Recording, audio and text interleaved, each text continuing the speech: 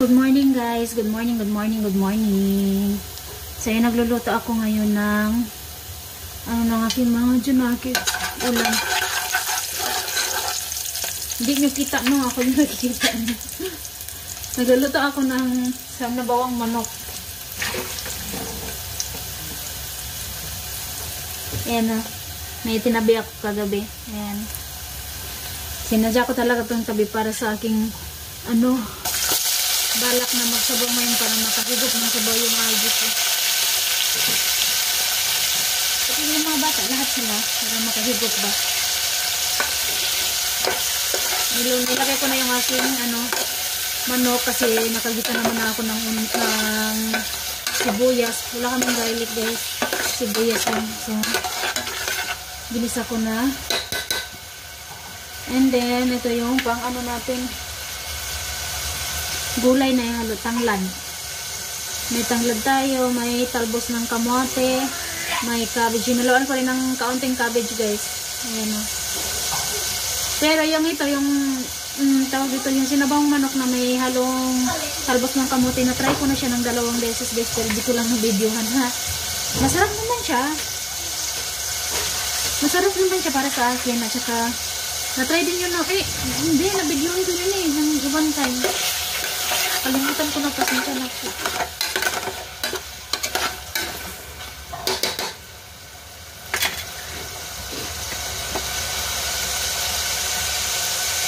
Hinuhin na muna natin siya para gisahin muna natin sa mantika itong karne ba. Kasi dati hindi ko ginigisa, diretso lang ako dati guys, no? Parang simple lang talaga, ganun lang talaga yung luto ko. Hindi ko na siya ginigisa, talagang diretso na tubig, manok, kung ano ba.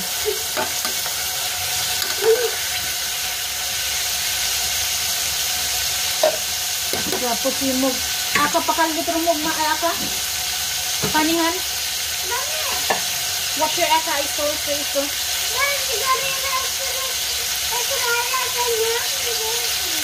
Suro, rambe. Yes. Kuya, ay. Tapos ito naman yung para sa akin. Nagsabi din na kumuha talaga ako ng marami kasi ito yung ulamin ko. Ano lang tayo dito. Ilaga lang natin ito tapos suka na may 2 pirasong sili. Okay na yun. Pero yun sa akin mamaya na yun, unahin ko muna yung sa mga bata. Para makasigil sila ng sabaw. At saka maya-maya lang ay ako yung gagawa ng tinapay ng mga bata.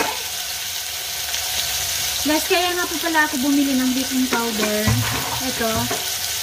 Kaya po ako bumili ng baking powder para hindi na po ako bumili ng biskuit. Kasi naisipan ko may harina naman ako. So, para makatipid din naman ako, yung bibili ko na lamang ng biskuit, bili ko na lamang ng ganito, para ako na lamang yung mismo yung gagawa ng tinapay. At saka, para budget na rin guys ba, diba? At saka, hindi naman ako bumibili na hindi ko pinag-iisipan. At saka, yung mga binibili ko naman po ay para naman yun sa amin, sa mga bata din. So, talagang pag once sa sahod ko po talaga pong uunahin ko yung mga pagkain kaysa naman sa luho namin. Yung luho kung wala ka namang makakain. So, importante yung pagkain ng mga bata sa pagkain namin. Hindi yung mga ibang bagay. Kasi at saka po, nababasalamat po ako sa inyong lahat. Nakita ko, nababasa ko po yung comment niyo lahat. Maraming salamat po. At saka pasensya na po kayo kung hindi man ho ako nagre-reply sa mga comment niyo. At saka salamat po sa inyo lahat talaga guys. At saka sana po, huwag po kayo mag-skip ako sa ipon natin. Dahil para makaipon po tayo para pag-uwi ko. Inshallah, sana free lang po guys. Free nyo lang po kami na makauwi kami.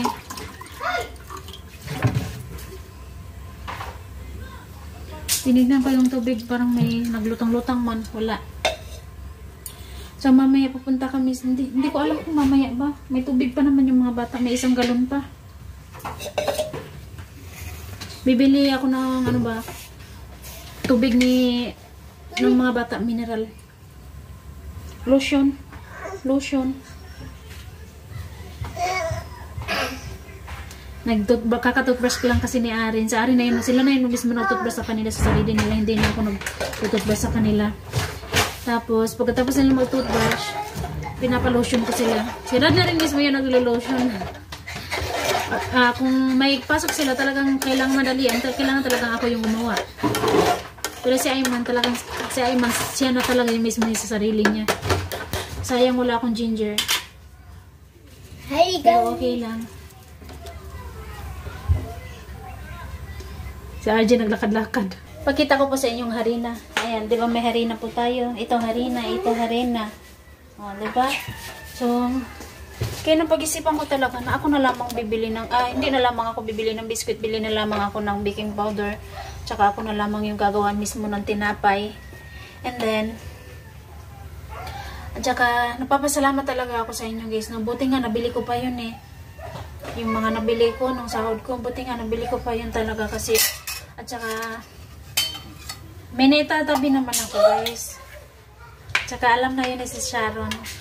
Shoutout sa si Sharon. Alam niya na yun. At saka, basta napapasalamat po ako sa inyong lahat guys. Dahil kung hindi man po sa inyo, hindi ko po talaga yun nabibili. At saka tawa ako guys kasi, nang namitas ako neto, ng talbos ng kamote ko, pumunta rin si auntie dito sa amin. Kasi manghingi siya ng, ng tanglad. Kasi gagawa siya ng tsaa. And then, sinabihan, nakita niya ako, anong ginagawa mo? Nangunguha ako ng gulay para pang sabaw sa mga bata. Sabi niya naman sa akin, kumuha ka doon ng mustasa. So, sabi ka naman, next time na auntie, kasi nahiya ako sa iyo kasi wala ka kasi sa bahay. Wala kasi si auntie na sa bahay. Siguro 3 days na wala sila si auntie sa uncle. Yung mga bata, yung mga dalagita lang meron sa bahay. So, kasi nag-harvest sila ng palay. Parang nagtrabaho na rin sila sa bukid ba? Parang, syempre, di ba? Trabahong bukid talaga. Pag may nangangailangan ng tao, wala, tara, let's go tayo. Kung ako man din, no? Kung kaya ko naman magtrabaho ng bukid, pero kung may magbabantay lang talaga, mag-offer lang talaga na magbantay sa mga bata, magtrabaho ako sa bukid, bagapos ng palay. Okay lang kahit mapagod ka, at least may sahod ka. Yung ganun. Hindi yun importante yung pagod. Kasi once na makasahod ka, mawawala naman yung pagod mo. At saka, yun nga, wala si na auntie, sinabihan ko na, pinilit niya ako na, tara kumuha ka. Sabi ko, mamayang gabi na lang po auntie kasi nakakuha na ako ng ganito.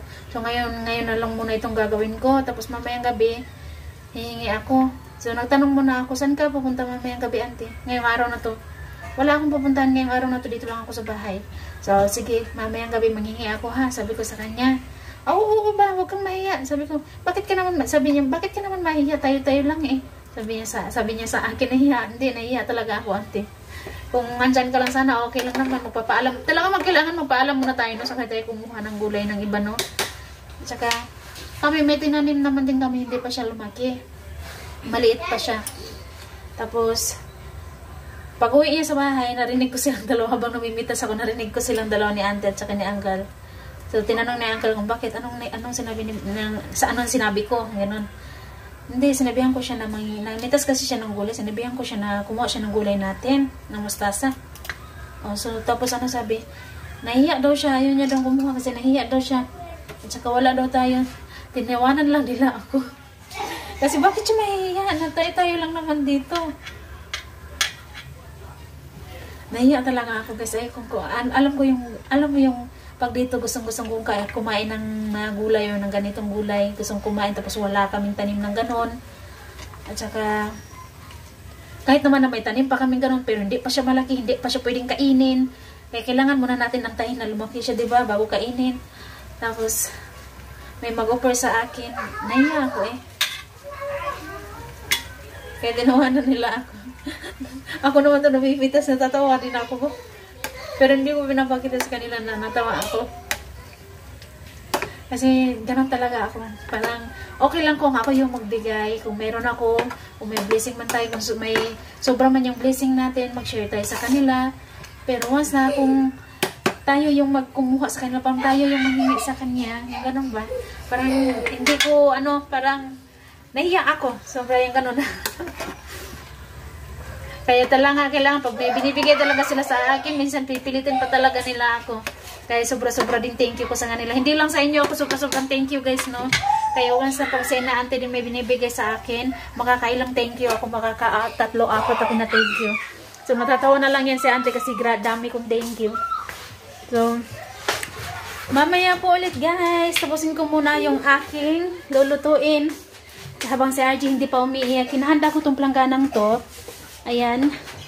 Dahil lalagyan ko siya ng aking dinadryer na labahin. Naglaba ako kahapon. Tapos hindi ko natapos. Hindi ko natapos siya kagabi. Kaya ngayon ko siya babanlawan ulit. And then, sasampay natin maya-maya. So, sabay-sabay na natin gagawin. Nagluluto ako doon. Dito naman ako. Habang inaantay ko yung luluto ko dito ako sa may washing machine. Ganun. Ganun yung style natin para mabilis yung trabaho natin. At saka may time tayo makapagpahinga mamaya. Pasensya na kayo sa buhok ko. Kasi kahit anong tali ko dyan, ganyan talaga yan, oh. Parang bagong tubo ng buhok ba? Kakag. Dito na lang guys. Bye-bye everyone. Thank you so much po sa inyong lahat. And please don't skip the ads po para sa ating challenge na ipon. So maraming salamat po sa inyo guys. Nakita niya lang yung kanin. Oo. Ito Very good. Very good ang palangga ni Mama. Low. Kawaii. Ay.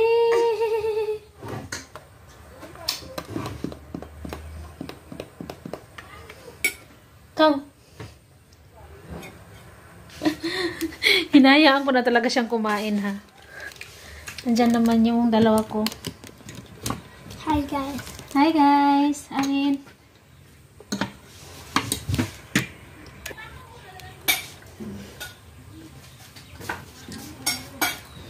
Walang gayang. Ha? Kau. Hindi kayo din yung targari ko yun. Ay. Ayaw magpasubo. Okay.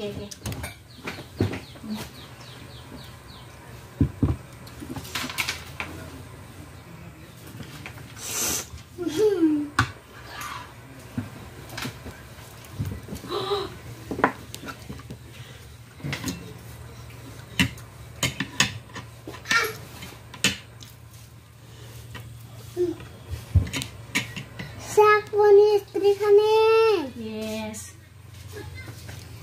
Like this. Main ka rin ng kanin, anak. Huh? Main ka ng kanin. Kanin. Kanin? Ano?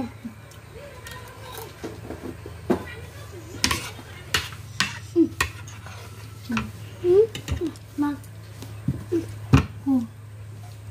Ano? Mana? Mari kanin.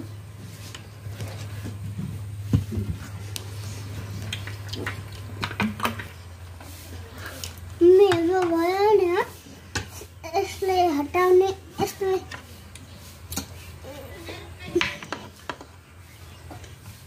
मैं टीचर मेरे को यहाँ को कितना पर ले दूँ भैया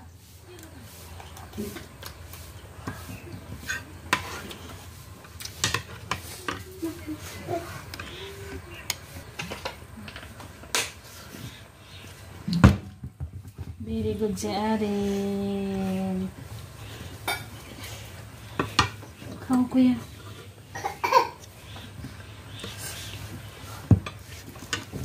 Kita cak? Thank you, mommy. Thank you. Welcome.